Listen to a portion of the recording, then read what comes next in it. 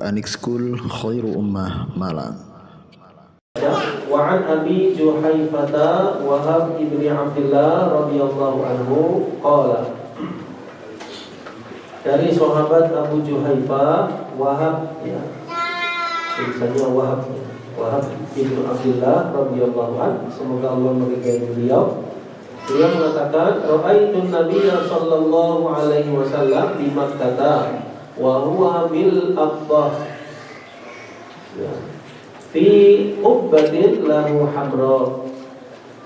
Ya, jadi maksudnya saya pernah melihat Nabi sallallahu alaihi wasallam di Makkah. Ketika itu beliau ada di daerah Aqbah. Ya, ditafsirkan Aqbah itu adalah al-muqasid, ya, bainahu wa bainal qadrbil, ya, yaitu sebuah tempat sama sekalian yang kurang lebih berjarak dengan Mina 1 mil. Itu nama daerahnya Aqbah. Fi qubbatin, ya, ketika itu beliau dalam kubah. Ya, kubah ditafsirkan khaimah, ya, sebuah kemah. Lahu hamra, ya, maksudnya kemah beliau yang berwarna merah. Min adamin, ya, maksudnya kemah beliau terbuat dari kulit yang sudah disamak. Fakharaja Bilalun biwadu'ihi. Kemudian sahabat Bilal, beliau datang, ya, dengan membawa waduknya Nabi sallallahu alaihi wasallam. Ya, waduk yaitu air pada sebuah wadah yang digunakan untuk berwudu. Namanya waduk, air dalam wadah yang nantinya digunakan untuk berwudu. Kemudian Nabi SAW pun berwudu sekalian. Faminna dhihin wa nahil. Ya, dari wudunya Nabi SAW itu ada cipratan, ya. Ada cipratan yang mengenai para sahabat. Ya, ada yang terkena sedikit, ada yang terkena banyak dari cipratan apa wudunya Nabi SAW ke anggota tubuh beliau. Fakharaja an-Nabi sallallahu alaihi wasallam. Ya. Ketika itu Nabi pun sallallahu alaihi wasallam, ya, maksudnya setelah selesai berwudu beliau keluar dan beliau menggunakan hullatun hamra. Beliau menggunakan hullah, ya, 2 helai pakaian yang berwarna merah. Di sini syahidnya, ya. Atau yang kaitan dengan bahasa kita, dia menggunakan pakaian berwarna merah. Ka'anni anzuru ila bayadi saqaihi, seakan-akan saya melihat putihnya kedua betis Nabi sallallahu alaihi wasallam. Kata sahabat yang cerita tersebut. Fatawad doa, lalu beliau pun berwudu. Wa adzana Bilal, kemudian Bilal pun adzan. Faja'altu, kata sahabat tadi, atatabba'u fahu. Kemudian aku berusaha lisanku mengikuti apa yang diucapkan oleh Bilal. Hahuna wa hahuna, ya, di sini dan di sini. Yaqulu yaminan wa shimalan. Ya, Bilal ketika azan itu menoleh ke kanan juga menoleh ke arah kiri. Hayya 'alas shalah. Ya, maksudnya ketika mengucap hayya 'alas shalah, Bilal mengarah ke arah kanan. Hayya 'alal falah, marilah menuju kebahagiaan, dan Bilal menoleh ke arah kiri. Tsumma rukizat lahu anazatun. Ya, kemudian ditancapkanlah untuk Nabi sallallahu alaihi wasallam yaitu anazah. Ya, tongkat, ya, sebuah tongkat. Fataqaddama, lalu beliau maju. Wa fasalla, lalu beliau pun salat. Yamurru baina yadayhi, lewat di hadapan beliau al-kalbu, itu seekor anjing, wal himar, seekor himar. Maka sekalian keledai. La yamna, beliau tidak menghalangi. Ya, Allahu a'lam, dimaksud sepertinya di belakang daripada apa? Tancapan tongkat tersebut lewatnya. Muttafaqun alaihi, hadits riwayat Bukhari dan Muslim. Coba sekali lagi kita lihat terjemahannya. Dari Abu Juhaifah, Wahab bin Abdullah berkata, saya melihat Nabi SAW di Mekah. Beliau ada di Aqta dalam kubahnya atau kemahnya yang berwarna merah yang terbuat dari kulit yang sudah dimasak. Bilal lalu keluar dengan membawa air wudhu yang disediakan untuk Nabi SAW. Di antara para sahabat ada yang terpercik airnya beliau dari wudhunya beliau tersebut, dan ada pula yang terkena air itu banyak-banyak. Selanjutnya keluarlah Nabi SAW mengenakan pakaian berwarna merah, seolah-olah saya masih dapat melihat pada putihnya kedua betis Nabi SAW. Kemudian Nabi SAW berwudu dan Bilal pun berazan. Saya lalu mengikuti saja gerak mulut Bilal yang bergerak ke sini dan ke situ sambil mengucapkan azan itu. Bilal menoleh ke arah kanan dan kiri, yaitu ketika mengucap hayya 'alas shalah ke kanan, hayya 'alal falah ke kiri. Kemudian ditancapkanlah sebuah tongkat di hadapan Nabi SAW sebagai tanda batas yang tidak boleh dilalui atau sutra. Beliau lalu maju ke muka bersolat. Di muka beliau itu berlalulah seekor anjing dan seekor keledai, tetapi tidak dicegah dalam kurung sebab ada di luar batas tongkat di atas. Muttafaqun alaihi. Ya, insyaallah demikian intisari bunyi dari hadis tersebut, yang bahasa Arabnya dan terjemahan sederhana dari hadis tadi. Kita lihat dalam kitab Bahjatul Nadirin jamaah sekalian beberapa faedah dari hadis tadi. Yang pertama, jawazu sholat fi thawbil ahmar, boleh sholat itu menggunakan pakaian yang berwarna merah. Boleh sholat menggunakan pakaian yang berwarna merah. Ya. Itu keluar daripada khilaf ya. Kita di sini kita ambil ya semua keterangan, yaitu kalau bisa merahnya tidak polos ya, untuk yang laki-laki. Kalau perempuan boleh. Yang kedua, jawazul isti'anah indal wudu bil ghair, ya boleh jemaah sekalian untuk minta bantuan ketika berwudu pada orang lain. Ya boleh untuk berwudu kita minta bantuan orang. Ya, misalnya untuk dibawakan airnya. Ya, kita kan tidak kebayang di masa dulu itu apakah seperti sekarang ada kerannya. Ya, sepertinya tidak ada ya. Jadi apa-apa itu perlu wadah ya, baik untuk berwudu, untuk beristinja, untuk mandi, kayak kita seperti itu. Nah, kita bersyukur ya di masa sekarang begitu mudah, tinggal kita tekan yang keran tersebut langsung keluar air. Ini termasuk nikmat yang patut kita syukuri. Ya, luar biasa nikmat dari Allah Subhanahu Wa Taala, baik dari air sumur maupun dari PDAM. Saya kadang melihat di rumah saya sendiri itu pakai sumur biasa itu saya. Ya, lalu di kamar mandi itu ada keran, kerannya itu keluar air. Ya, meskipun kita paham ya, cuma nikmat yang besar ya. Dari sumur langsung keluar. Jadi kan nikmat ya. Atau dari PDAM langsung keluar air. Jadi nikmat yang sangat luar biasa yang patut kita syukuri. Kalau zaman dulu harus ditaruh wadah dulu. Bila tadi menghadirkan wadah yang isinya air untuk berwudu.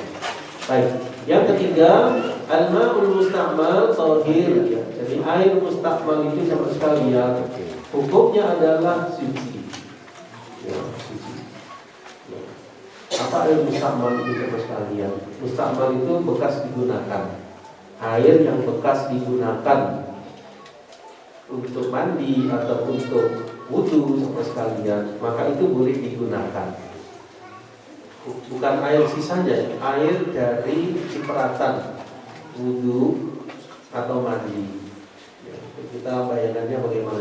Ya, Nabi SAW berwudu, lalu ada tetesan ya dari basuhan Nabi SAW, ya mungkin dari wajah beliau atau tangan beliau, itu ada tetesan. Yaitu para sahabat rebutan mendapatkan air tadi supaya mendapat barokah. Dan ini sesuatu yang benar ya. Di masa Nabi SAW, sahabat kepingin dapat barokah dari Rasulullah SAW, termasuk dari tetesan ibu beliau. Nah ini diambil dalil ya saudara sekalian bahwasanya air mustakmal itu suci. Ya. Ini apa namanya keterangannya di akar dalilnya hal ini. Kan ada air mutlak, ada air apa? Mustakmal. Nah, mutlak ya seperti air hujan, ya air apa namanya? Air sumur, sama sekalian. Ini semua adalah air yang sifatnya apa? Mutlak. Ya. Yang nggak boleh digunakan najis ya, air yang jelas-jelas apa? Najis, nggak boleh digunakan. Tapi mustakmal boleh. Nah, yang keempat jamaah sekalian, wujub sutra baina yadail musalli. Wajib. Nah, di sini pendapat mu'alif ya, pendapat Syekh Salim Al-Hilali, beliau contoh kepada wajibnya sutra di hadapan orang yang sholat. Ya. Saya sendiri, Allah Alam berbicara kepada sunnah itu. Sunnahnya menggunakan apa? Sutra. Ya, sutra itu pembatas, ya pembatas untuk orang yang sholat. Misalnya begini, misalnya kita sholat jamaah, maka sutra kita itu sebagai makmum imamnya. Nah, sutranya imam depannya. Nah, makmum semuanya bersama ini nggak perlu menggunakan sutra sendiri imamnya sutra. Tapi kalau kita sholat sendiri, alangkah baiknya kita menggunakan sutra. Sutranya apa? Bisa dinding. Ya, dinding ini kita sholat di depannya, jarak antara kita kemudian ke tempat sujud depannya ada dinding, atau tiang, atau ada orang sholat di depan kita jadikan sebagai sutra. Atau ada orang duduk di depan kita jadikan sebagai sutra. Atau kita menancapkan sesuatu jemaah sekalian, kalau zaman dulu seperti tongkat, atau mungkin kita bawa tas taruh depan kita. Tujuannya jemaah sekalian supaya orang yang lewat itu nanti tahu kalau kita sedang apa? Sholat. Sehingga kalau dia lewat, maka dia tahu batasannya di mana dia nggak boleh melewati, karena ada sutra. Jadi lewatnya di belakangnya. Yang minimalnya sama sekali dari sutra itu seperti apa? Seperti pelana, ya. Tingginya pelana ya. Tingginya pelana di unta atau kuda, ya kurang lebih segini ya sekali. Kurang lebih tingginya. Ya. Intinya adalah diketahui hal itu sebagai apa? Pembatas. Demikian. Nah, di sini ditancapkanlah tongkat tersebut sebagai apa? Sutra, ya, pembatas sholat beliau. Nah, sehingga dikatakan bahwasannya as-sutra tamna'u qat'as sholati liman marra ba'daha min mar'atin wa himarin wa kalbin. Ya, sehingga sutra itu menahan ya sesuatu yang lewat. Ya, baik itu ya, seseorang yang lewat sekalian atau apa yang lewat ini tidak menghalangi daripada apa sholatnya. Umpama ada orang yang lewat di depan kita sengaja kita halangi seperti itu. Tapi kalau ada sutranya, maka itu lebih memudahkannya untuk lewat di belakang daripada kita. Dan pertanyaannya kalau kita sholat, kalau ada orang sholat nggak pakai sutra, kita lewatnya sebelah mana? Yang pertama pilihannya lewat belakangnya. Yang kedua pilihannya lewat depannya, tapi menjauhi dari tempat sujudnya. Karena nggak ada sutranya, kita kira-kira sujudnya di mana, belakangnya itu. Semakin jauh semakin apa baik. Tapi jangan di hadapannya, jangan di hadapan orang yang sholat tersebut. Kalau nggak ada sutranya, kalau ada sutranya, kita lewat di belakang sutra tersebut. Saya paham ya.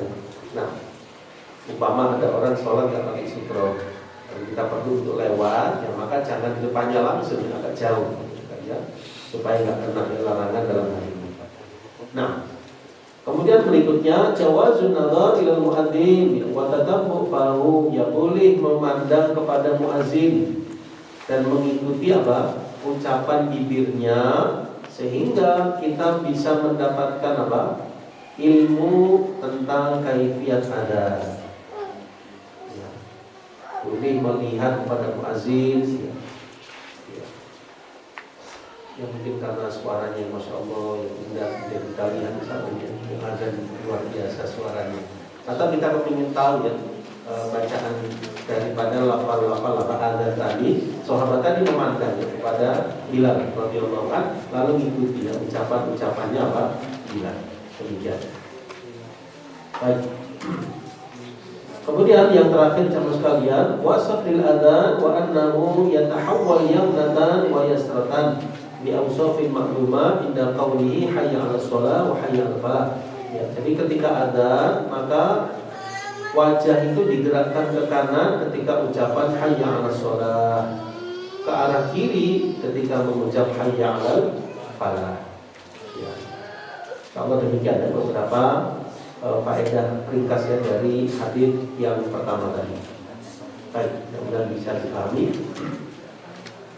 Kita masuk kepada hadis yang berikutnya, itu hadis 783. Ya, 783 kalau diterjemahkannya 780. Baik. Ya, siapa yang mau membaca? Silakan dari Ustaz atau Ustazah. Ini sekitar 2 baris ya, tidak sampai 2 baris. Ya, nah kita pada. وعن أبي رمثة رفاعة التيمي رضي الله عنه قال رأيت رسول الله صلى الله عليه وسلم وعليه ثوبان أخضران رواه أبو داود الترمذي بإسناد صحيح. Baik, dari Abu Rimthah. Abu Rimthah dari kalangan sahabat. Abu Rimthah. Ya, sepertinya anaknya perempuan ya. Itu tadinya Rimthah.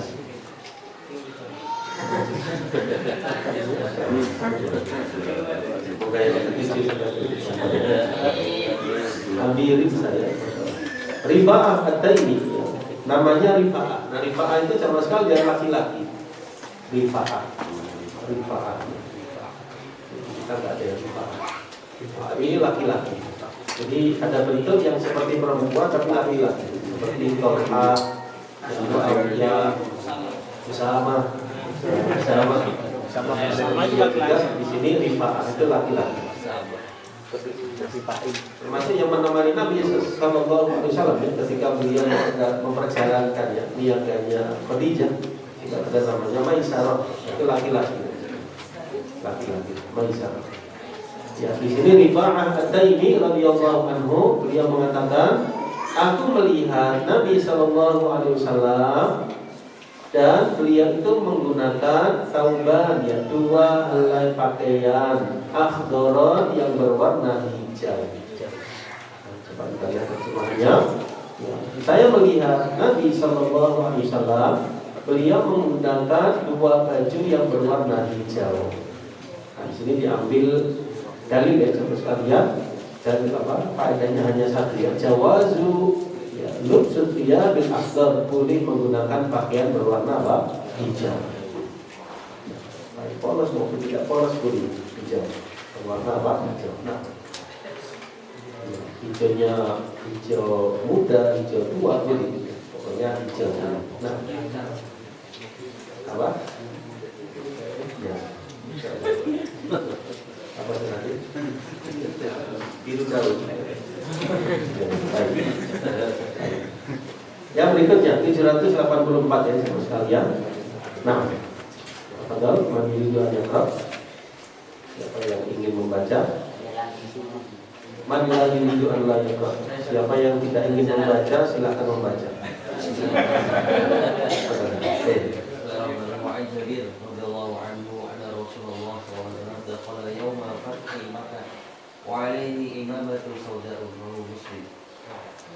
Dari sahabat Jabir bin siapa saja? Jabir bin Abdullah radhiyallahu anhuma. Jabir bin Abdullah ibn al-Haram radhiyallahu anhuma, bahwasanya Nabi sallallahu alaihi wasallam ketika beliau di hari Fathu Makkah. Ya, siapa yang tahu angkat tahun berapa Fathu Makkah? 9 atau 10? 8.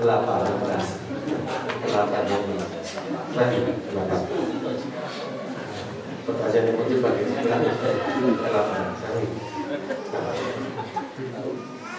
Nah, ketika beliau di hari Fathu Makkah, beliau datang sama sekalian menggunakan apa? Imamah. Apa imamah? Sorban yang berwarna hitam. Sorban yang berwarna hitam. Kalau kita lihat terjemahannya, yaitu bahwasanya Nabi SAW memasuki kota Mekah pada waktu pembebasan kota Mekah, beliau mengenakan sorban hitam. Nah, ini menunjukkan ya, faedahnya satu, bolehnya menggunakan sorban hitam. Ya, kalau tadi pakaian, ini penutup kepala, ya, penutup kepala. Ya, itu biasanya ya, ada istilah apa imamah, ya, imamah. Tapi kalau di Saudi itu biasanya tidak dipakai imamah. Biasanya di negeri lain seperti Oman, ya lebih dipakai apa? Sorban. Saudi biasanya pakai apa? Simak. Kalau di kita di Indonesia itu pakai apa? Peci, kopiah. Ini secara umum hukumnya apa? Boleh. Jadi pakai imamah pun juga sangat baik. Dan Nabi SAW menggunakan imamah ketika itu warnanya apa? Baik, lanjutannya 785. Apa yang mau baca?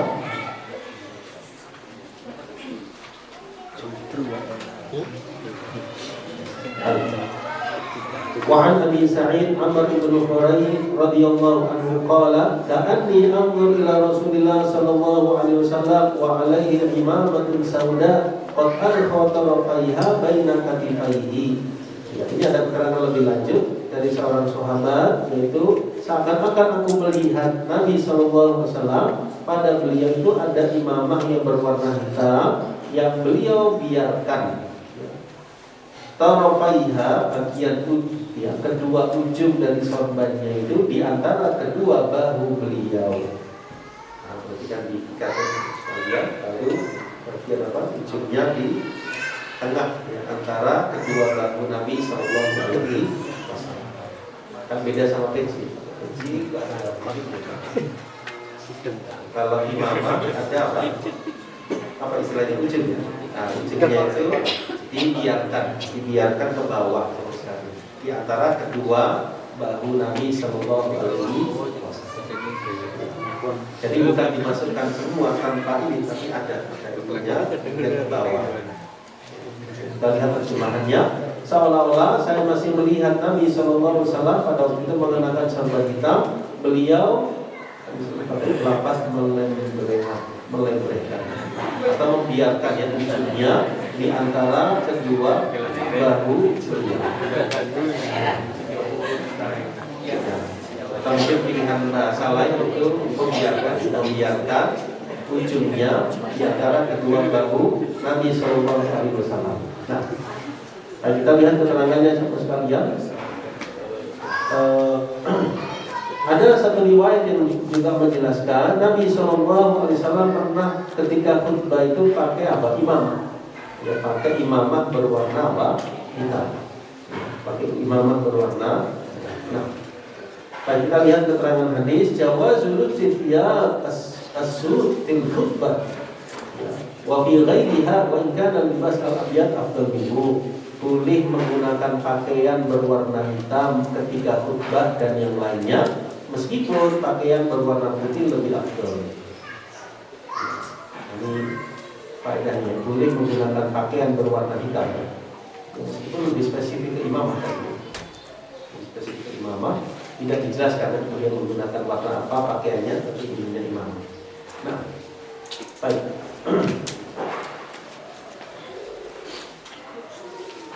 Ya, kemudian juga apa? Libsul khutbah as-sawad fi halil khutbah jaiz. Ya, boleh khatib itu pakai pakaian berwarna apa? Hitam. Ya, boleh ya. Jadi tidak harus putih, boleh warna hitam. Walakin al-afdal libsul thiyab bil bid. Namun lebih afdalnya menggunakan apa? Pakaian yang berwarna putih. Nah, yang terakhir sifatul imamah wa ikhauha. Sifatul imamah wa ilkhamuha, sifat ya atau tata cara yang menggunakan imamah dan melepaskannya bagian ujungnya. Nah, baik. Kalau demikian dari teman sekalian, kita lanjutkan kepada riwayat yang berikutnya 787. 786 ya. 86 ya, 786. Wa an Aisyah radhiyallahu anha qalat kuffina Rasulullah sallallahu alaihi wasallam fi thalathati athwabin bidin sahuliyatin min kursuf laisa fiha qamisun wala imamatun muttafaqun alaih.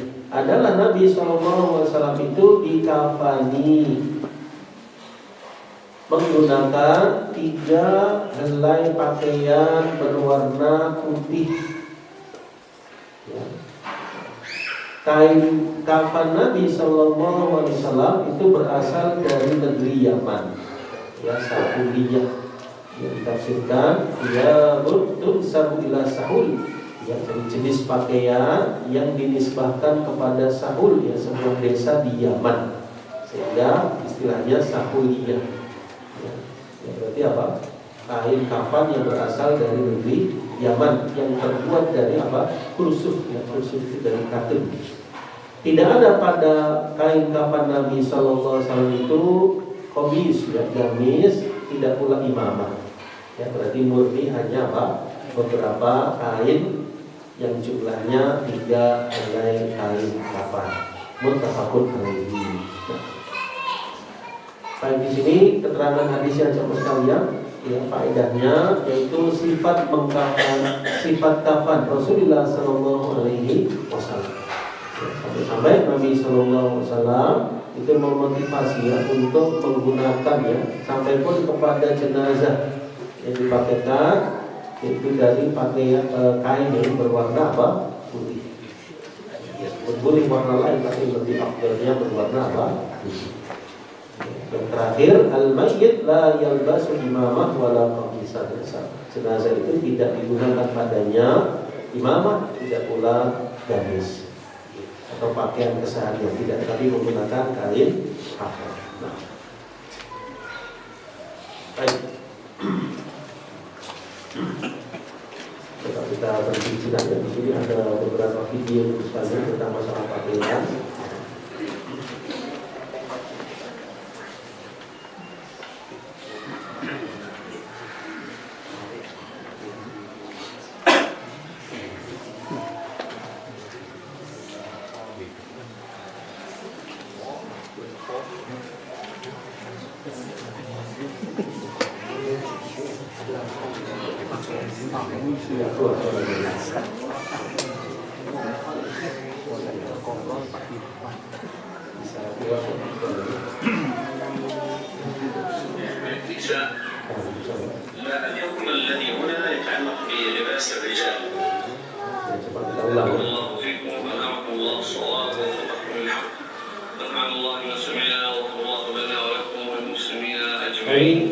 Fadilatul Syekh Abdul Razak hafizahullah taala, beliau ditanya tentang hukumnya seorang wanita menggunakan pakaian yang berwarna merah polos. Ya, tadi saya jelaskan di awal ya. Kalau ini laki-laki, bagaimana kalau wanita? Amin. هنا السائل يسأل عن اللباس الأحمر الخاص، هل النهي كذلك يشمل النساء؟ لا، الحكم الذي هنا يتعلق بلباس الرجال. Dia bertanya, apakah ini juga termasuk larangan ya menggunakan merah murni itu, merah polos, termasuk juga wanita? Beliau menjawab tidak, ya ini khusus untuk laki-laki. الحكم يتعلق بلباس الرجال، نهى النبي صلى الله عليه وسلم عن لبس الأحمر الخالص، وأما المرأة الأصل في لباسها أن تتزين ورخص لها في اللباس ما لا يرخص للرجال فيه. Ya, jadi diringankan bagi wanita apa yang tidak diringankan bagi laki-laki. فلها أن تلبس ما شاءت من الثياب والألوان وتتزين بما شاءت من ذلك، الأمر في ذلك واسع بالضابط الذي مر معنا الإشارة إليه. Sulit bagi wanita menggunakan warna apapun ya, selama tetap dalam koridor menggunakan pakaian yang sesuai tuntunan agama. Kalau jelas ya. وآخر يسأل عن حكمة النهي عن اللبس الأحمر. الله تعالى أعلم، لكنه نهى عليه الصلاة والسلام عن المياثر الحمر. ومر معنا قول ابن القيم رحمه الله تعالى أنه نهى عن لبس الأحمر أشد النهي، والحكمة في ذلك الله تعالى أعلم بها.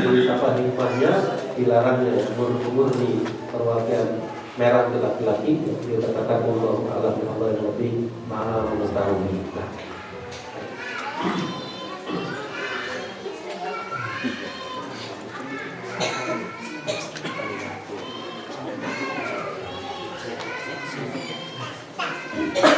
Ya, ini ada video lain ya, dari salah satu ustaz tidak di sekalian.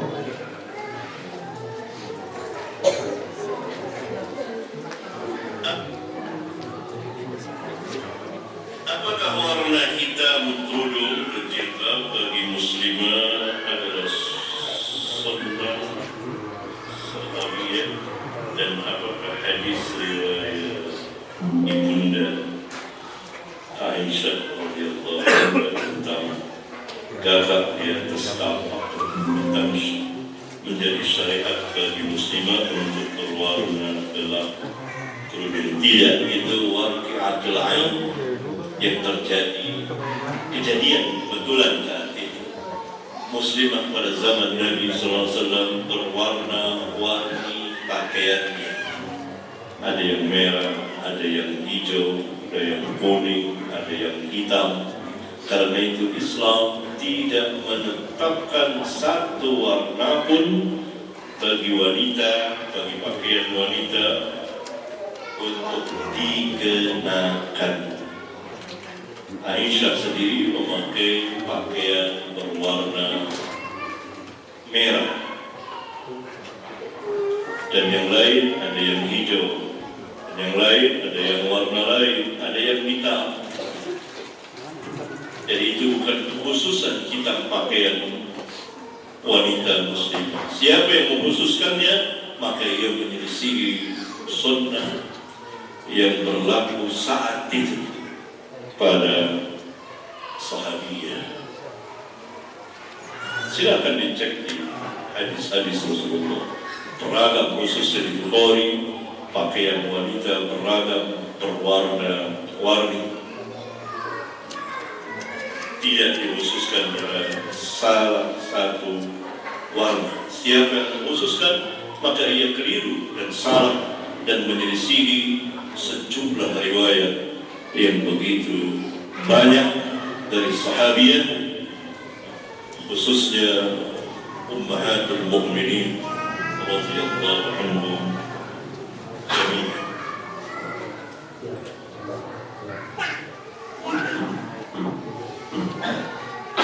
Dikatakan bahwa sunnah pakai warna hitam tidak ada yang menganjurkan kepada ibu harus pakai warna hitam. Ya, kebiasaan orang-orang Arab di sana. Di Saudi mereka suka pakai warna hitam. Justru kalau di sana ada orang pakai warna putih menarik perhatian. Ya, tapi kalau di Indonesia bebas, pakai warna hitam, pakai warna putih, warna merah, warna apa saja nggak ada masalah. Yang penting wajah, yang penting apa? Wajah. Tidak menarik. Saya juga sering ditanya bagaimana seorang wanita memakai jilbab ada rendahnya. Kalau rendahnya wajar-wajar saja, nggak menarik perhatian, maka tidak jadi masalah. Tapi kalau modelnya yang sangat menarik, modelnya benar-benar indah, semua orang melihatnya dengan perhatian, maka itu jilbab yang tidak syar'i. Allah a'lam bishawab.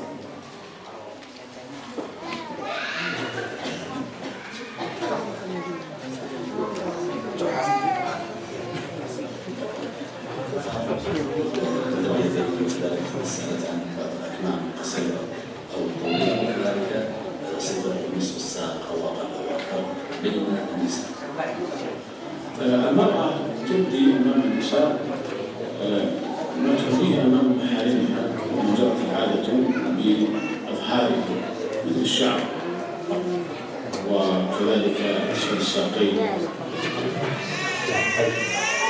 Kalau demikian beberapa keterangan dari para ulama dan beberapa hadis sekalian Allah, kita lihat di hadis kita ini sampai halaman hadis 786 ya, 86. Baik, 787 nomor sekalian. Wa anha qalat kharaja Rasulullah sallallahu alaihi wasallam dzata ghadatin wa alaihi maratun ya murahhalun min sya'rin aswad.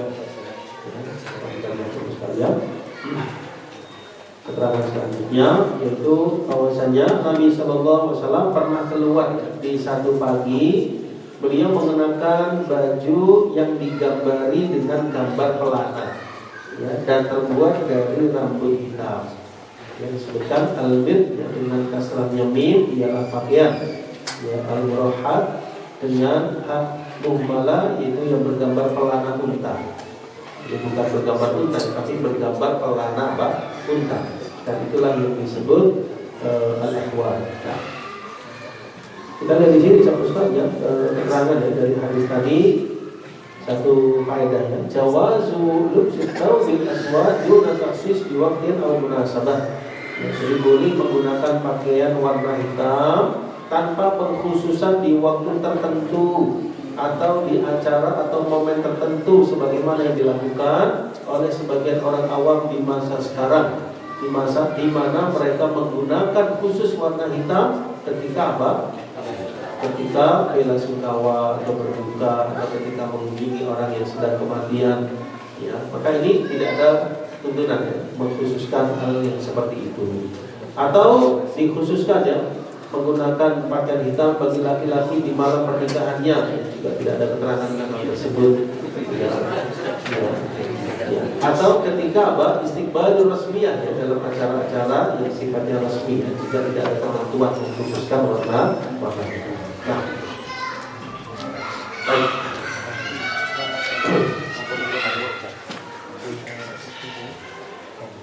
Ya. Satu hadis terakhir, lagi 788 akhir dari bab.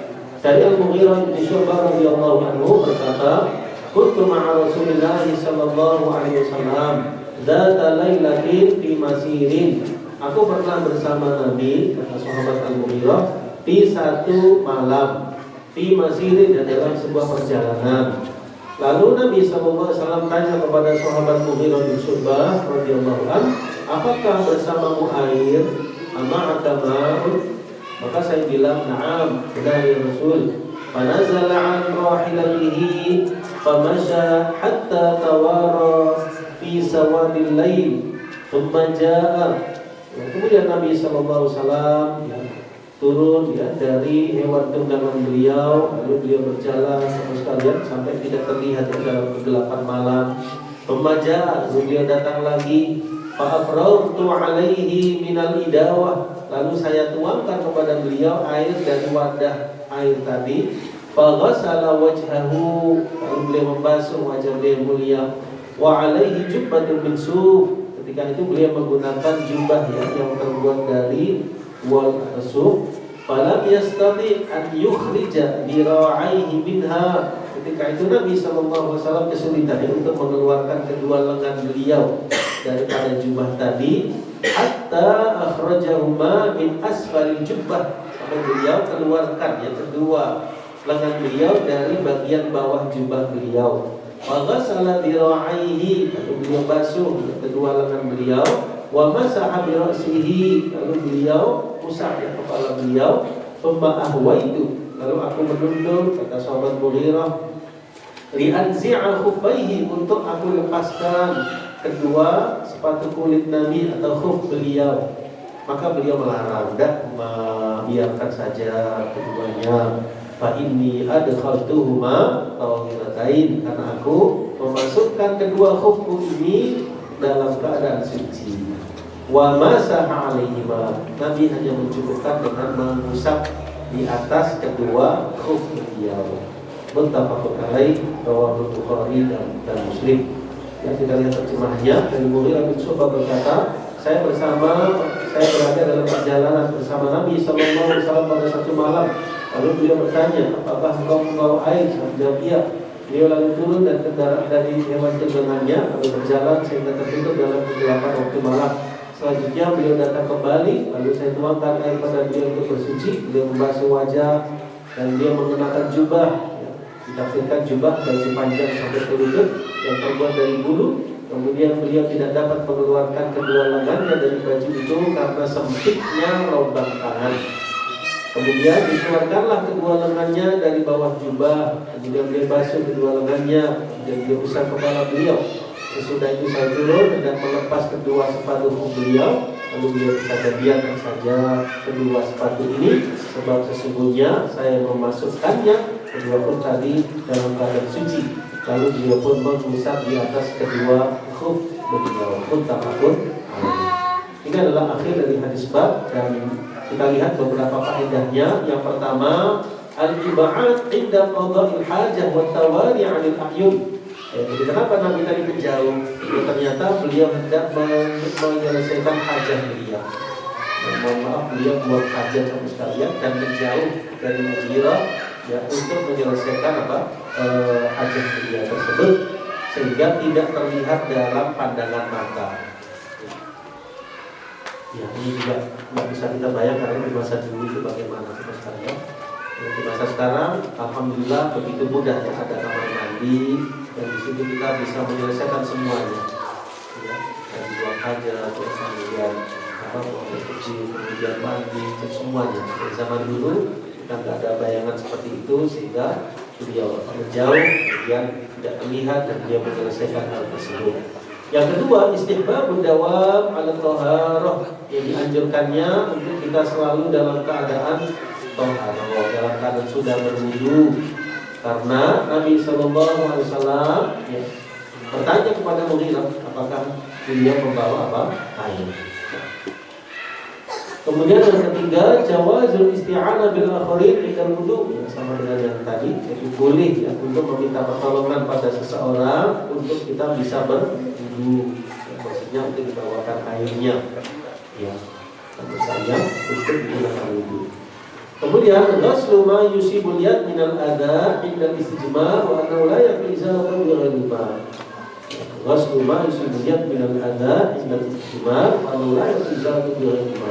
Jadi perlu air ya untuk selesai daripada buang hajat tadi, diperlukan ketika istinja ya, membersihkannya, kemudian membersihkan tangan perlu dengan air.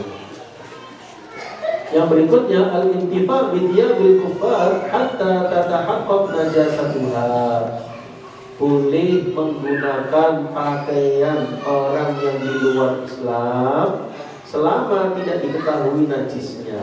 Sebab beliau menggunakan jubah tadi berasal dari Romawi. Berasal dari jubah Romawi. Walam yastafsil ya, dan tidak diteliti lagi. Zahirnya suci itu sekalian, boleh digunakan, maka boleh digunakan. Ya, demikian. Tidak najis, maka boleh digunakan. Nah, ya. Kemudian ada keterangan lain jemaah sekalian, yaitu bahwasanya hukumnya masalah mengusap khuf tetap berlaku. Ya, jadi tidak dimansuh ya dengan ayat tentang wudu pada surah Al-Maidah. Jadi ketika itu Nabi berwudu, ketika pakai khuf tadi sudah dalam keadaan suci, maka dia hanya mengusap atasnya. Artinya kalau kita menggunakan kaos kaki atau sepatu dan kita waktu memasukkannya itu suci, maka ketika berwudu tidak harus dilepas. Ya, meskipun kita biasanya lepas ya, cuma umpama nggak dilepas, diusap saja bagian atasnya boleh.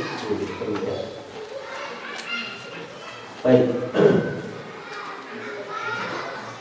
Ya, kemudian ada keterangan lain ya teman sekalian, yaitu istihbabut tasbih di safar, walau setiap tidak terpapihi, dikauniha ahwan ala dzalik.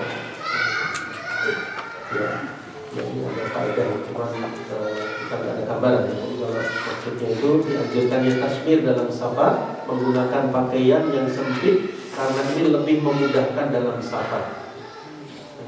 Sabar kali ini, tapi ini faedah yang diambil daripada Nabi SAW tadi kesulitan yang mengeluarkan apakah itu lebih mudah ketika menunggang kuda, menunggang unta, Allah.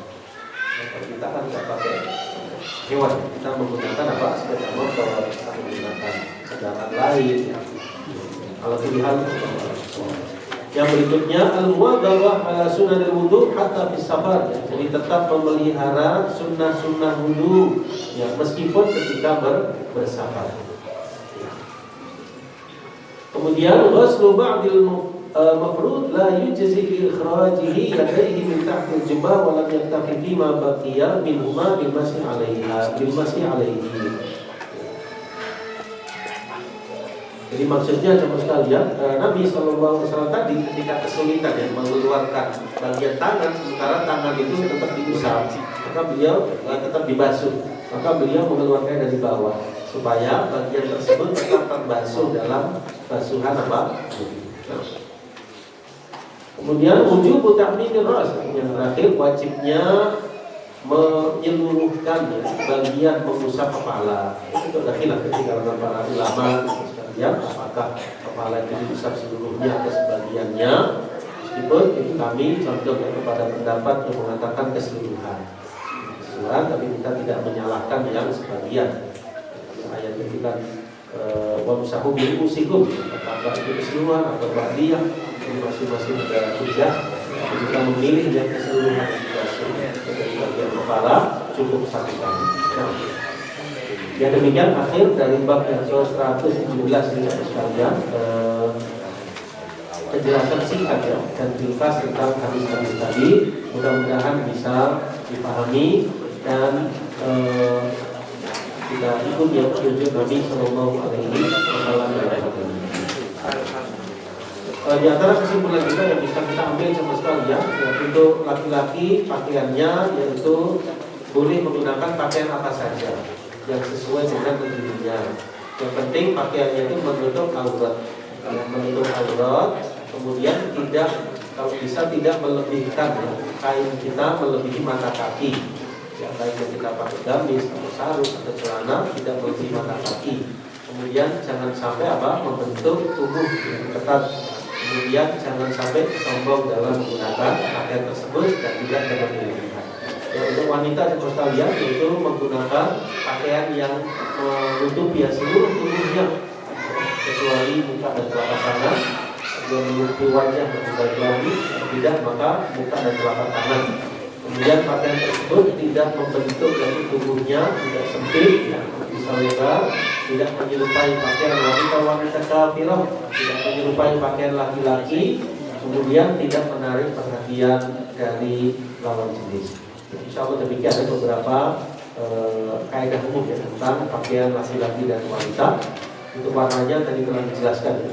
Laki-laki yang merah murni kalau bisa dihindari, kalau merah bercampur lain atau bergaris atau warna selain merah biru, di warna yang murni merah dihindari. Perempuan semua warna biru tentu saja termasuk dari wallahu a'lam bishawab. Hanya demikian lebihnya kita maaf terkait dengan khilaf dan kekurangan dalam hal ini. Sebelum kita tutup, barangkali ada yang bisa disampaikan penjelasan tadi bisa dipahami insyaallah. Alhamdulillah kita cukupkan dengan doa kafaratul majlis. Allahumma wa bihamdika asyhadu an la ilaha illa anta astaghfiruka wa atubu ilaik. Wa akhiru da'wana alhamdulillahi rabbil alamin. Wassalamualaikum warahmatullahi